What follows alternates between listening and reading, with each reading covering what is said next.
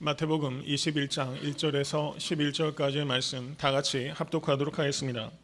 저희가 예루살렘에 가까이 와서 감람산 벳바게에 이르렀을 때 예수께서 두 제자를 보내시며 이르시되 너희 맞은편 마을로 가라. 곧 매인 나귀와 나귀 새끼가 함께 있는 것을 보리니 풀어 내게로 끌고 오너라.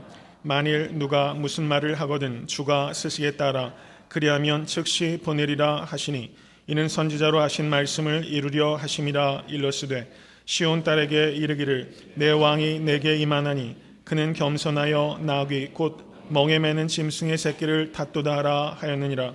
제자들이 가서 예수의 명하신 대로 하여 나귀와 나귀 새끼를 끌고 와서 자기들의 겉옷을 그 위에 얹음에 예수께서 그 위에 타시니 무리의 대부분은 그 겉옷을 길에 펴며 다른 이는 나뭇가지를 베어 길에 펴고 앞에서 가고 뒤에서 따르는 무리가 소리질러 가로되 호산나 다윗의 자손이여 찬송하리로다.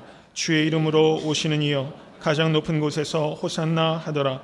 예수께서 예루살렘에 들어가시니 온 성이 소동하여 가로되 이는 누구뇨 하거늘 무리가 가로되 갈릴리 나사렛에서 나온 선지자 예수라 하니라. 아멘. 하나님의 말씀입니다. 오늘은 부활주일을 앞두고 있는 종려 주일 예배로 하나님께 경배드리고 있습니다. 십자가를 지시기 위해서 예수님께서 이제 마지막으로 예루살렘에 입성하시는 장면이 기록되어 있는 것이 오늘 본문의 말씀이라고 할 수 있는 것입니다. 사순절의 6번째 예배로 오늘 주님께 경배드리고 있습니다. 종려 주일이라는 그 말의 유래는 예수님께서 예루살렘에 입성하실 때 유대인들이 종려 나뭇가지를 들어서 예수님을 환호했기 때문에 종려 주일이라는 명칭이 생기게 된 것입니다. 오늘 본문 말씀을 나누면서 먼저 여러분과 제가 예수님께서 입성하실 당시에 그 당시에 예루살렘에는 적게는 약 100만 명에서 270만 많게는 그 정도의 순례객이 예루살렘에 모였을 것이다. 그렇게 학자들이 이야기하고 있습니다. 만약에 여러분과 제가 예수님께서 입성하시는 그 자리에 있었다면 우리는 과연 무엇을 느끼고 볼 것인가? 이것을 깊이 생각하시면서 오늘 말씀을 받으시는 여러분과 제가 될 수 있게 되기를 간절히 바랍니다. 21장 1절의 말씀을 보십시오. 저희가 예루살렘에 가까이 와서 감람산 벳바게에 이르렀을 때에 라고 성경은 말씀합니다. 이제 드디어 예수님께서 예루살렘 입성을 목전에 두고 계신 것입니다. 예수님의 평생의 삶은 바로 이 순간을 향해서 온 것입니다. 그리고 예수님의 사역은 이제 비로소 그 절정에 도달하게 된 것입니다. 예수님은 하나님의 때에 따라 철저하게 삶을 이끌어 오셨고 이제 6월절 닷새전 일요일에 예수께서 예루살렘에 입성하시고 그리고 5일 뒤인 금요일에 십자가에 달리시게 될 것입니다. 저는 이 말씀을 보면서 여러분과 저의 삶은 무엇을 향해서 가고 있는가를 깊이 생각할 수 있게 될 간절히 바랍니다. 예수님의 필생의 삶이 십자가를 지시기 위해서 예루살렘에 가는 것을 목표로 삼았다면 여러분과 저의 삶은 과연 지금 어디를 향하고 있는가? 만약에 아무 정향도 없이 우리가 가고 있다면 이 아침에 깊이 통회하시고 우리의 삶의 목적을 분명하게 하실 수 있는 이 아침 될 수 있게 될 간절히 바랍니다. 빌립보서 3장 13절에서 14절은 이렇게 사도 바울이 고백하고 있습니다. 표대를 향하여 그리스도 예수 안에서 하나님이 위에서 부르신 부르심의 상을 쫓아가노라 라고 사도 바울이 말씀했습니다. 그리스도인들은 표대를 바라보면서 걸어가는 사람입니다. 여러분과 제가 바라봐야 될 표대는 두 가지라고 할 수 있습니다. 첫째는 그리스도를 아는 지식이요. 둘째는 그리스도를 닮는 삶입니다. 이것이 모든 그리스도인들이 표대로 삼아야 될 두 가지라고 말씀할 수 있습니다. 그리스도를 아는 지식과 그리스도를 닮는 삶입니다. 이 두 가지가 성도님들의 삶의 목표이었던 적이 있는지를 저는 묻고 싶습니다. 한 농학자가 농장을 돌아보기 위해서 시골로 차를 몰아가고 있었습니다. 그런데 길을 가다가 양치기 개가 몰고 있는 양떼와 길거리에서 맞닥뜨리게 됩니다. 그랬더니 큰 양치기 개가 양무리의 처음과 끝을 분주하게 오가면서 이 차를 우회해서 돌아갈 수 있도록 양치기 개가 일을 열심히 합니다. 그런데 갑자기 그때 작은 요크셔 테리어 한 마리가 나오더니 이 양치기 개를 향해서 겁도 없이 요란스럽게 소리를 질러 들기 시작한 것입니다. 그러나 이 양치기 개는 양떼를 안전하게 인도하기 위한 자신의 소명을 감당하기 위해서 옆에서 지저대는 작고 요란한 요크셔 테리어를 철저하게 위험 있게 끝까지 무시했다는 것입니다. 우리가 살아가다 보면 요란한 요크셔 테리어처럼 사탄들이 세상의 고난과 세상의 흥미거리라는 두 가지 방책을 가지고 우리를 끊임없이 표대로부터 이탈하려고 우리의 집중력을 흐트러뜨린다는 것을 기억하실 수 있길 간절히 바랍니다. 양치기 개가 요크셔 테리어로 인해서 주의력이 산만해지지 아니하고 철저하고 위험 있게 끝까지 그 개를 무시했던 것처럼 우리도 사탄의 모든 미혹을 무시하고 철저하고 위험 있게 끝까지 표대를 향해서 걸어가시는 우리 사랑하는 모든 성도 되실 수 있게 되기를 주님의 이름으로 간절히 축원합니다. 종교개혁자 마틴 루터는 이런 말을 했습니다. 그리스도인의 본질은 그가 어떤 인간이 되었는가에 있지 않고 어떤 인간이 되어가고 있는가에 있는 것입니다 라고 말을 했어요. 매우 의미심장한 말이 아닐 수 없습니다. 그리스도인의 본질은 그가 어떤 인간이 되었는가에 있는 것이 아니라 그가 어떤 인간이 되어가고 있는가에 있는 것이다. 예수님께서는 지금 마지막으로 십자가를 지시기 위해서 예루살렘을 향해서 지금 부단하게 전진해 오셨습니다. 모든 성도도 가야 될 예루살렘이 있다는 것을 믿으실 수 있기를 간절히 바랍니다. 우리가 가야 될 예루살렘은 천성에 있는 예루살렘입니다. 믿으십니까? 그곳에 가게 되면 우리는 예비하신 의의 면류관을 쓰게 될 것입니다. 그때까지 여러분과 저의 부단한 목표는 내가 어떤 인간이 되어갈 것인가 하는 것입니다.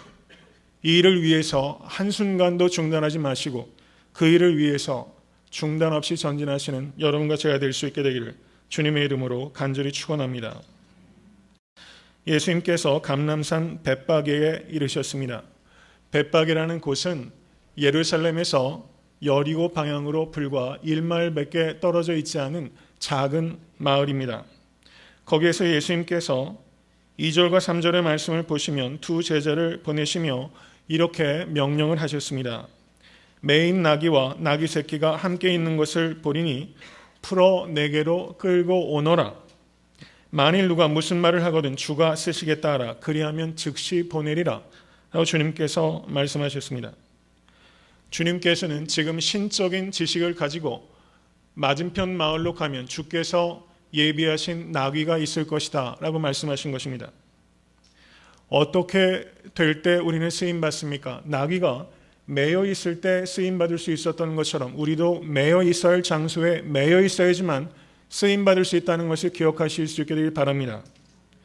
무엇에 매여 계십니까? 말씀에 매여 계시고 기도에 매여 계시고 사랑에 매여 계시고 평안에 매는 줄로 매여 있는 성도 되실 수 있게 간절히 바랍니다. 무엇보다도 사명에 매여 계시는 어린 나귀와 같은 성도 되실 수 있게 되기를 바랍니다. 우리가 매여 있어야 할 곳에 매여 있으면 반드시 하나님으로부터 계획하신 바대로 쓰임받게 될 것을 믿으실 수 있게 되기를 바랍니다. 여러분, 어린 나귀 새끼 한 마리에도 주님께서 계획하신 바가 있으셨다는 것은 세상 죄를 지고 가신 어린 양이신 예수께서 핏값을 주고 사신 성도들 한 사람 한 사람을 위해서 삶의 계획을 가지고 계시다는 뜻입니다. 이것을 믿으십니까? 이것을 정말 믿으면 우리의 삶은 변화받을 수밖에 없는 것입니다. 나귀조차 예루살렘에 입성하시는 예수를 태워가는 것이 목적이 있었다면 나의 삶 속에는 분명히 목적이 있을 것이다. 여러분, 아무리 삶이 여러분을 속일지라도 그것을 믿으실 수 있게 될 간절히 바랍니다. 나에게도 하나님께서 플랜을 가지고 계시다. 이것을 믿게 되면 우리의 삶은 반드시 쓰임받게 되는 것입니다. 여러분, 세상에서는 어떤 사람을 성공했다고 말합니까? 자아를 실현한 사람을 성공했다고 말하는 것입니다. 그러나 성경은 자아를 성취한 사람을 성공했다고 말하는 것이 아니라 주님의 계획대로 쓰임받는 사람을 성공했다고 하는 것입니다. 나귀조차 주께서 예비하셨다는 것은 예수께서 담당하실 십자가 역시 예비된 것이라는 것을 의미하는 것입니다. 믿으십니까?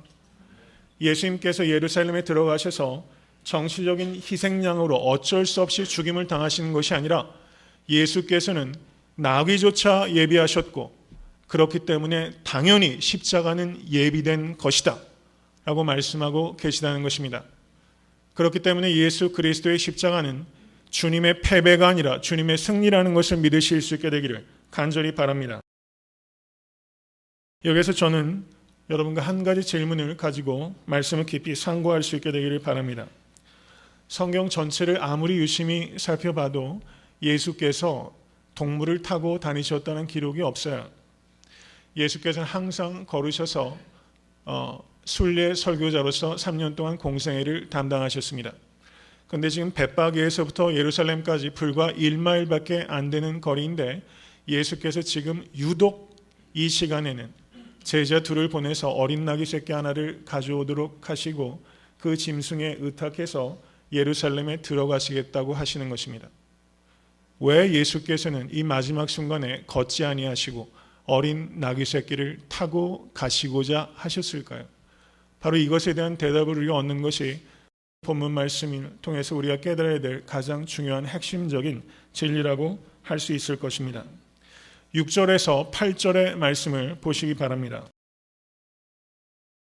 제자들이 가서 예수의 명하신 대로 하여 나귀와 나귀 새끼를 끌고 와서 자기들의 겉옷을 그 위에 얹음에 예수께서 그 위에 타시니 무리의 대부분은 그 겉옷을 길에 펴며 다른 이는 나뭇가지를 베어 길에 펴고 라고 말씀하고 있습니다. 지금 예수님께서 제자들이 이끌고 온 어린 나귀 새끼 위에 타시고 제자들은 옷을 그 안장 위에 얹었습니다. 그리고 타고 예루살렘에 입성하는데 많은 무리들이 예수께서 가시는 길 위에 그 겉옷을 벗어서 폈습니다. 그리고 나뭇가지를 흔들고 그리고 그것을 길에 펴서 예수를 영접한 것입니다. 9장 13절을 보시면 이렇게 말씀합니다. 무리가 각각 자기의 옷을 급히 취하여 섬돌 위 곧 예후의 밑에 깔고 나팔을 불며 가로되 예후는 왕이라 하니라. 왕이 지나갈 때 백성들은 자기의 겉옷을 벗어서 그 길에 펴곤 하였던 것입니다. 지금 유대인들은 예수님을 왕으로 영접하고 있는 것입니다. 영국의 엘리자베스 1세 때 탐험가로 유명한 월터 라일리 경이라는 귀족이 있었습니다. 그런데 그에 관해서 전해지는 재미난 에피소드가 하나 있습니다. 이 월터 라일리 경이 하루는 엘리자베스 여행을 수행해서 런던 거리 곳곳을 다니고 있었습니다. 그런데 어느 한 지역에 도착해 보니 비로 인해서 땅이 매우 질척거리고 그리고 더러워져 있었다고 하는 것입니다. 그러자 월터 라일리 경이 잽싸게 자신의 겉옷을 벗어서 그 엘리자베스 1세 여왕 그 발 앞에 그 겉옷을 폈다는 것입니다. 그래서 왕이 자신의 발을 진흙으로 더럽히지 않고 그것을 시찰했다는 기록이 에피소드로 전해지고 있는 것입니다. 이 이야기가 말하는 것은 땅에 옷을 펴고 사람이 그것을 밟고 지나가도록 한다는 것은 매우 특별한 제스처라는 것을 말씀드리는 것입니다. 더더구나 예수께서 예루살렘에 입성하실 때 그 앞에 겉옷을 벗어서 그 앞에 핀 사람은 영국의 월터 라일리 경과 같은 귀족이 아니었다는 것입니다. 월터 라일리 경은 겉옷을 여러 개 가지고 있는 사람이었지만 예수께서 예루살렘에 들어가실 때 그 겉옷을 폈던 사람은 겉옷을 한 가지밖에 갖고 있지 못하는 가난한 사람들이었을 가능성이 매우 높다라는 사실입니다. 이들은 분명히 겉옷을 펴서 예수의 발 앞에 던짐으로 인해서 예수를 위해서 예수라는 왕을 위해서 자기가 기꺼이 모든 것을 희생하겠다는 각오를 그 행동을 통해서 나타낸 것임에 틀림없습니다. 그렇다면 그들은 왜 전적으로 자신을 던지며 예수를 왕으로 영접하였을까요? 그것을 우리가 깊이 생각해야 되는 것입니다. 8절을 보시면 그들이 또한 나뭇가지를 베어서 길에 폈다라고 기록하고 있습니다. 요한복음 12장 13절을 보시면 이 나뭇가지가 종려나무 가지라는 것을 분명하게 언급하고 있습니다. 주전 약 165년경에 마카비라는 유대인이 있었습니다. 이 유대 민족이 시리아라는 나라의 지배를 받아오고 있었습니다. 그런데 이 마카비가 정치적인 혁명을 일으켜서 시리아 군대를 몰아내고 성전을 정결케 했습니다. 그리고 예루살렘의 승리의 개선을 할 때 그때 유대인들이 종려 나뭇가지를 흔들면서 마카비를 환호하여 영접하였던 것입니다. 그래서 그때 이후로 이 마카비 왕조는 동전에 종려나무 가지를 새겨 넣기까지 했던 것입니다. 종려나무는 자유와 독립을 형상화하는 것입니다. 종려나무는 독립을 향한 민족주의적인 열정을 나타내는 것입니다. 지금 유대인들이 예수께서 예루살렘에 입성하실 때 종려나무가지를 바닥에 편 것은 마카비를 통하여 시리아로부터 유대인들을 구원했던 것처럼 지금 당신을 통하여 로마로부터 우리를 정치적으로 독립시켜달라는 그런 민족적인 열망을 종려나무가지를 흔들고 바닥에 까는 것으로 나타내고 있다는 사실입니다. 그 뒤에 이어지는 말씀을 한번 보시기 바랍니다. 9절 말씀입니다.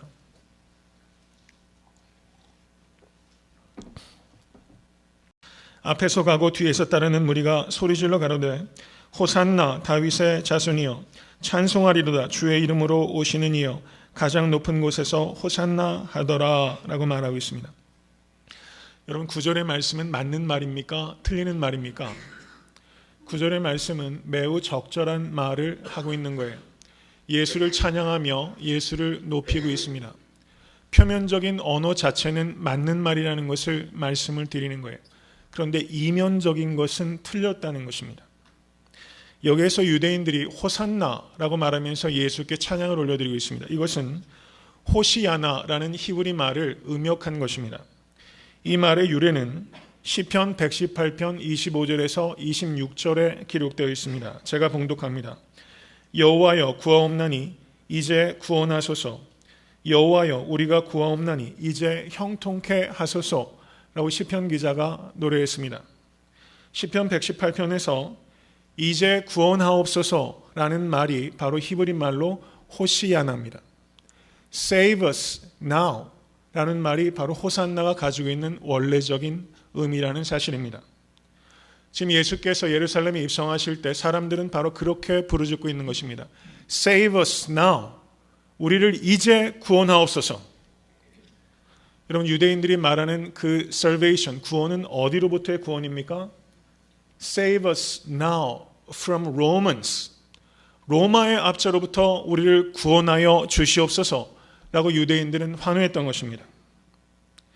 예루살렘은 어떤 도시입니까? 다윗 왕이 약 1000년 전쯤에 유대의 도시로 수도로 삼았던 곳입니다. 그리고 그 후로 주전 586년에 예수님 당시로부터 약 600년 전에 남유다가 바벨론에 의해서 멸망하게 됩니다. 그때 이후로 거의 600년 동안 유대인들은 옛 다윗의 영화가 재건되기를 지금 갈망해 오고 있는 것입니다. 이것을 메시아 대망사상이라고 하는 것입니다. 지금 유대인들은 예수께서 예루살렘에 입성하실 때 Son of David, 다윗의 자손이여 라고 주님을 부르면서 옛 영화가 당신을 통해서 재건될 수 있기를 간절히 바랍니다 라는 바람을 거기에 담고 있다라는 것입니다. 다시 한번 우리가 이 자리에 있었다는 것을 한번 우리가 상상하면서 한번 이 정황을 한번 이해해 볼 수 있게 되기를 바랍니다. 예루살렘에는 평소에는 약 10만 명 정도가 거주했다라고 학자들은 말하고 있어요. 물론 그것은 정확한 근거를 가지고 하는 말이라고는 볼 수 없습니다. 약 10만 정도가 살고 있었다고 보는 것입니다. 그런데 6월절에는 많게는 100만 그리고 더 많게는 270만 약 100만에서 270만 정도가 예루살렘 그 6월절을 지키기 위해서 순례하러 왔다라고 학자들이 말하고 있어요. 저는 상당히 근거가 있는 추산이라고 생각합니다. 6월절이라는 절기가 어떤 절기입니까? 유대인들이 애굽으로부터 정치적으로 독립한 것을 기념하는 절기가 6월절입니다. 한국어로 말하면 광복절이라고 할 수 있는 거예요. 10만의 도시에서 많게는 27만에 되는 270만의 사람이 지금 도시에 운집해 있어요. 그리고 지금 6월절이라는 절기는 광복절과 같은 절기입니다. 지금 유대인들은 예수께서 예루살렘에 입성하실 때 지금 그런 민족적인 염원을 예수께서 받아서 지금 세속적이고 정치적이고 군사적인 왕으로 예수께서 등극하시고 로마의 압제로부터 이스라엘을 해방시켜주는 뭔가를 지금 예수께 지금 요청하고 있다는 사실입니다. 로마의 군대가 평소에는 가이사라 빌립보에서 주둔을 합니다.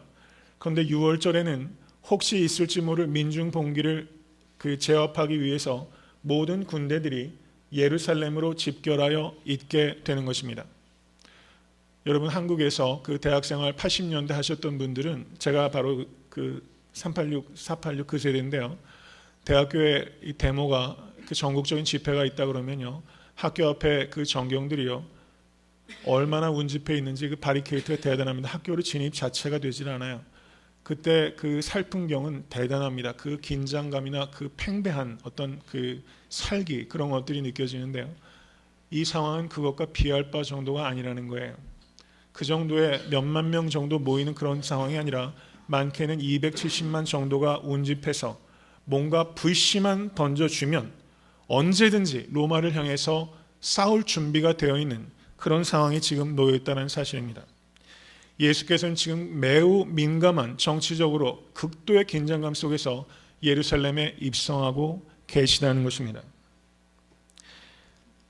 마태복음에는 기록되어 있지 않지만 요한복음을 보시면 예수께서 예루살렘에 입성하시기 직전에 베다니에서 죽었던 나사로를 사흘 만에 일으키셨던 장면이 기록되어 있습니다.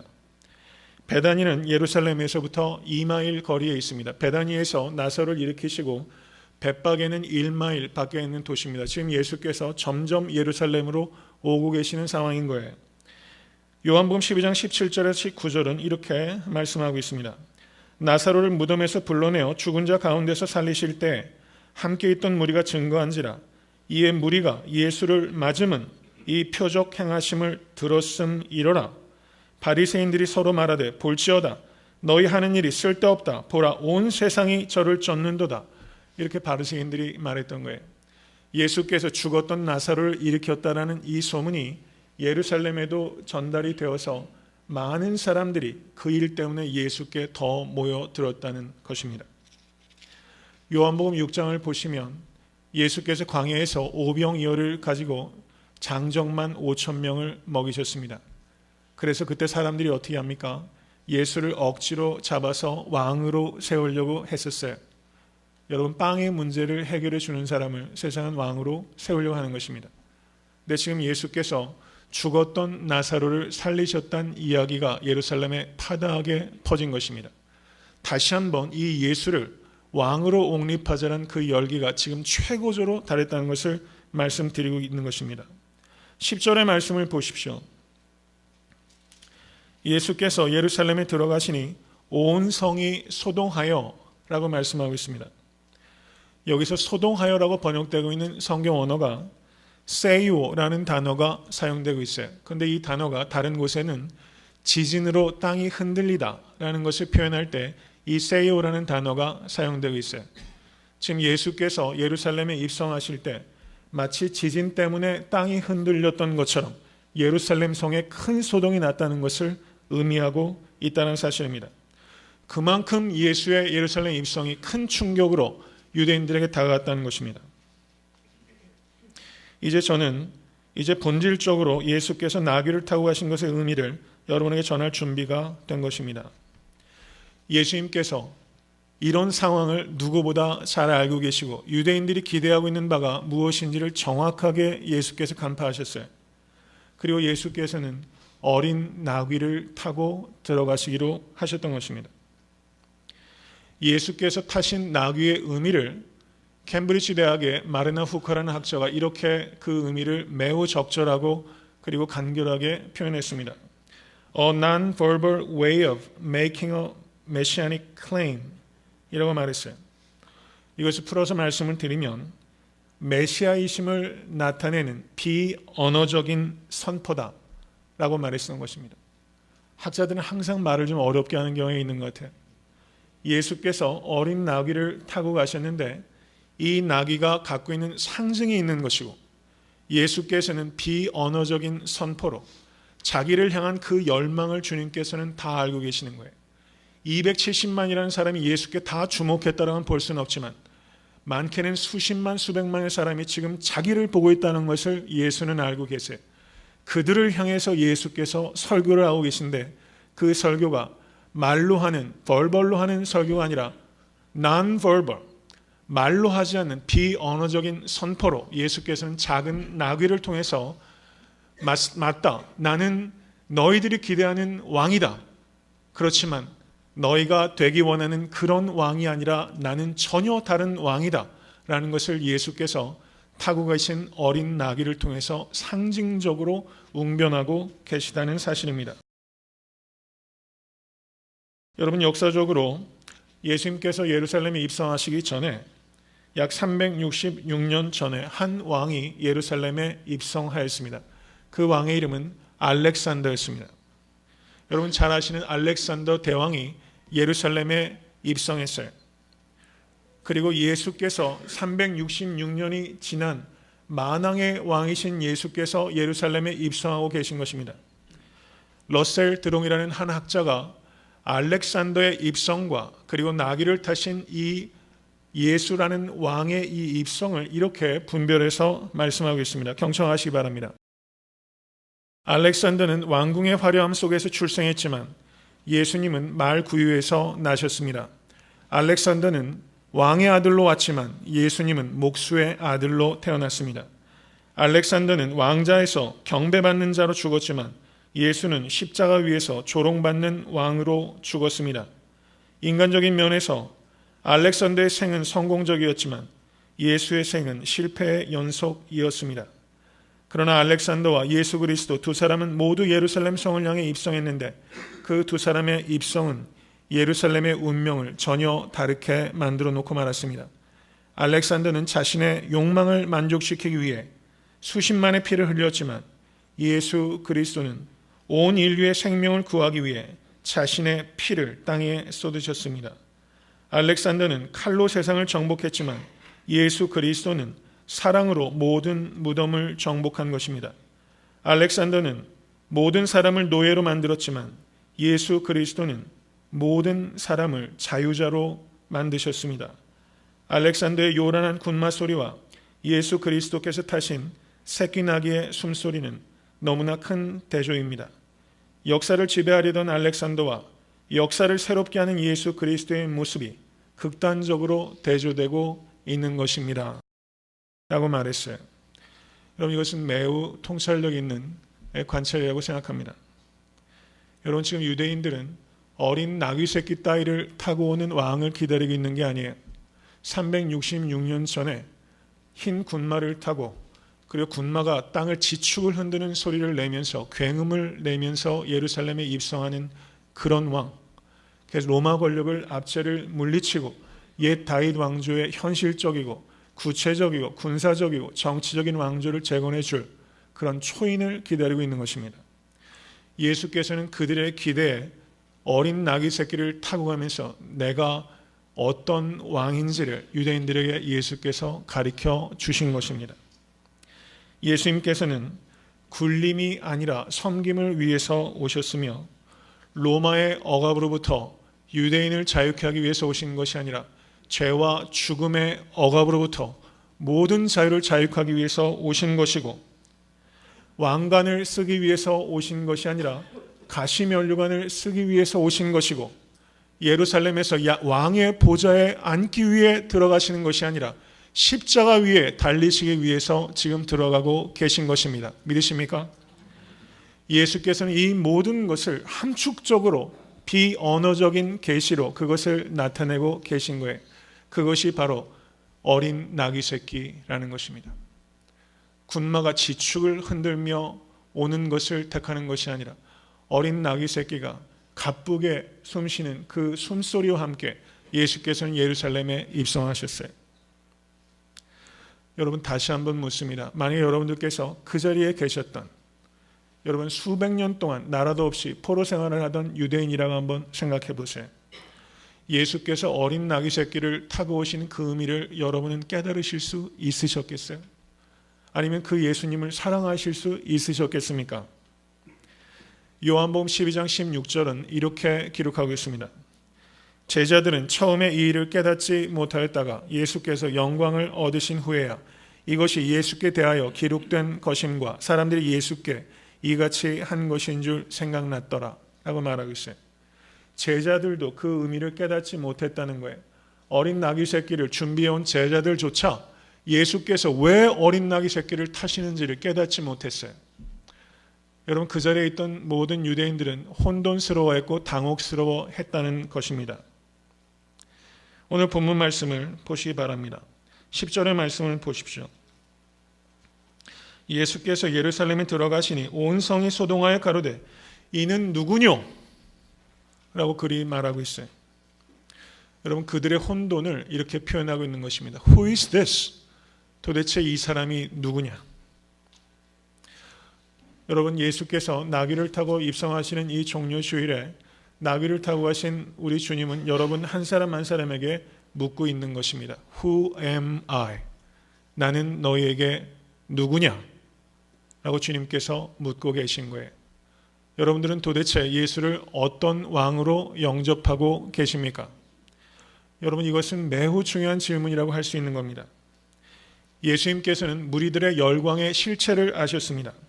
호산나 다윗의 자손이여 찬송하리로다 라고 그들이 열렬하게 주님을 환호했지만 그들은 그 환호보다 더 큰 소리로 그를 crucify him, 그를 십자가에 못 박으라 라고 그들은 폭도로 변해서 예수를 십자가에 못 박는 그런 무리가 될 것입니다. 여러분, 불과 며칠이 걸렸어요? 불과 닷새밖에 걸리지 않았어요.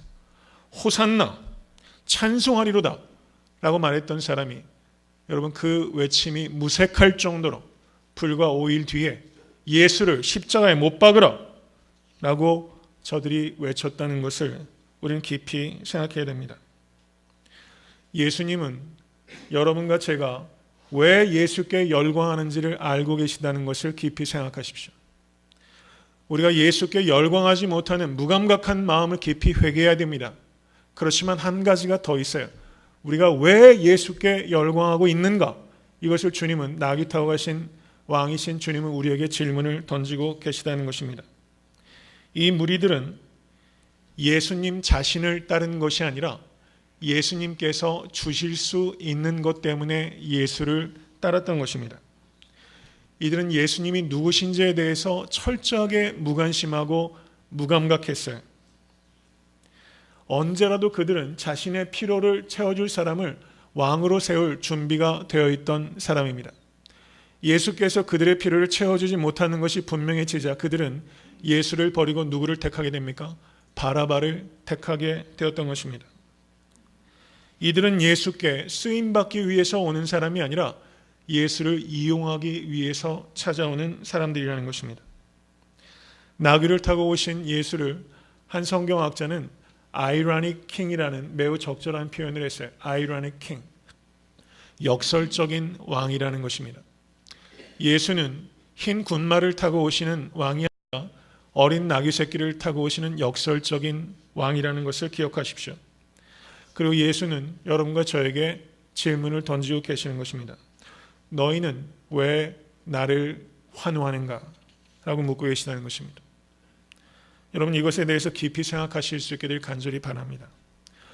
여러분, 여태까지 살아오시면서 군중들 가운데 이렇게 들어가셨을 때 가장 많은 군중들에 들어가셨던 경험이 있으세요? 그게 언제입니까? 한국에 그 2002년도에 월드컵에 있을 때 젊은이들은 그 광화문에서 수십만 정도의 군중들 가운데 들어가신 그런 경험들 있는 분들도 있을 거예요. 군중 심리. 군중 가운데 들어가면 마음이 뜨거워져요. 지금 수백만의 사람들과 함께 유대인들은 Save us now 라는 말을 평소에는 이런 말을 할 수도 없었을 거예요. 로마인들을 두려워했기 때문에. 그런데 등에 업고 있는 수백만의 사람들 때문에 그들은 호산나 다윗의 자손이여 우리를 구하소서 라고 말하면서 그들의 마음은 분명히 뜨거워졌을 거예요. 뭔가 무엇인가 금방 할 것 같았어요. 그리고 무엇인가 금방 나타날 것 같았어요. 그런데 어떻습니까? 그 환호가 식어버리는 데는 불과 채 5일이 지나지 않는다는 것입니다. 그리스도의 제자는 어떤 사람입니까? 그것은 순간적으로 군중들 속에 들어가서 감정적으로 열광하는 것으로는 결코 그리스도의 제자가 될 수 없다는 것을 오늘 나귀를 타신 예수는 우리에게 가르쳐주고 계시다는 것입니다. 여러분, 한국교회의 문제는 뭐라고 생각하세요? 한국교회의 문제는 군중 가운데 들어가서 무리 속에서 열광하는데 지나치게 훈련되어 있다는 것에 한국교회의 문제가 있어요. 군중 속에서 마음이 뜨거워지고 열광해지는 것으로 제자가 되지 않아요. 그런 일들이 필요 없다고 말씀하는 것이 아니라 제자는 그것으로 되지 않는다는 것을 말씀드리는 것입니다. 여러분, 아르헨티나에 공산혁명을 위해서 삶을 헌신했던 한 사람이 있었어요. 체 게바라라는 사람입니다. 이 사람에 대해서는 역사적인 평가들이 여러 가지가 있을 수 있다고 생각해요. 젊은이들 가운데서 아직도 체 게바라에 열광하는 사람들이 있어요. 분명히 이 사람의 삶은 많은 사람들에게 도전을 주는 바가 있다고 생각합니다. 이 사람에 대한 평전들이 많이 나오고 있어요. 이 사람이 아르헨티나에 태어났는데 이 사람의 직업은 안정적인 의사였습니다. 그런데 이 사람이 남아메리카에 가득한 그런 자본의 횡패와 그런 무질서와 부패에 저가 한 거에서 공산주의 혁명에 저가 심취하게 됩니다. 그래서 혁명에 뛰어들게 되고, 그리고 쿠바에서 카스트로에 의해서 권력 서열 2인자까지 올라가게 되는 것입니다. 그런데 이 체 게바라가 그 자리에 안주하지 않고 볼리비아의 공산혁명을 위해서 게릴라전에 참여했다가 정부군에 잡히게 됐고 총살령을 당하게 됩니다. 그래서 정부군이 그를 총살한 것을 매스컴을 통해서 세계에 풀었다가 오히려 체 게바라를 영웅으로 만들어주고 말았어요. 근데 이 체 게바라가 생전에 이런 말을 했다는 것입니다. 만약에 우리 혁명의 목표가 사람들을 변화시키는 것이 아니라면 나는 그것에 아무 관심도 없습니다 라고 말했어요. 만약에 우리 혁명의 목표가 사람들을 변화시키는 것이 아니라면 나는 아무 관심도 없습니다. 세상의 혁명을 위해서 거짓된 이데올로기에 심취한 사람도 사람들을 변화시키기 위해서 권력의 2인자 자리를 내버리고 볼리비아 산속에서 게릴라전을 하다가 총살당하는 길을 걸어간다는 거예요. 여러분, 불과 몇십 년 전만 해도 공산주의 이데올로기에 심취됐던 지식인들이 많이 있었어요. 그들은 삶의 안락한 자리를 포기하고 공산혁명, 프롤레타리아 혁명을 위해서 그들은 삶을 헌신했어요. 저는 여러분과 제가 이 질문을 한번 던져볼 수 있기를 원해요. 세상은 revolutionist, 혁명가를 통해서 변화될 것인가? 아니면 예수의 디사이플을 통해서 변화될 것인가? 여러분, 세상은 누구를 통해서 변화되는 것입니까? 예수의 디사이플을 통해서 변화되는 거예요. 그런데 여러분, 거짓 혁명의 이데올로기를 그 신기루 같은 이념을 위해서도 수많은 지식인과 젊은이들 땅에 피를 아낌없이 쏟았어요. 사람을 변화시키는 것이 아니라면 자신은 그 혁명에서 아무런 의미도 찾지 못하겠다고 그랬어요. 근데 우리가 믿는 바는 무엇입니까? 우리가 믿는 바는 그런 프롤레타리아의 그런 혁명을 꿈꾸는 공산 이데올로기가 아니라 우리는 유일하게 생명에 관한 진리인 성경을 믿는 사람이에요. 우리가 믿는 것은 예수 그리스도의 십자가입니다. 예수 그리스도의 보혈만이 구원의 길이라는 것을 우리가 믿는 사람이에요. 그런데 과연 우리는 공산주의자만큼이라도 삶의 변화를 위해서 골몰하고, 그리고 우리의 자리에서 내려와서 아무도 관심을 갖지 않는 외딴 산속에 들어가서 그 목숨을 버릴 수 있는가 하는 질문을 저는 제 자신에게 해보게 되는 것입니다. 공산주의 혁명가만큼도 우리는 삶을 드리지 못하고 있을 때가 너무나 많다는 것을 부끄럽게 생각하시는 여러분과 제가 될 수 있게 되기를 간절히 바랍니다. 말씀을 맺습니다.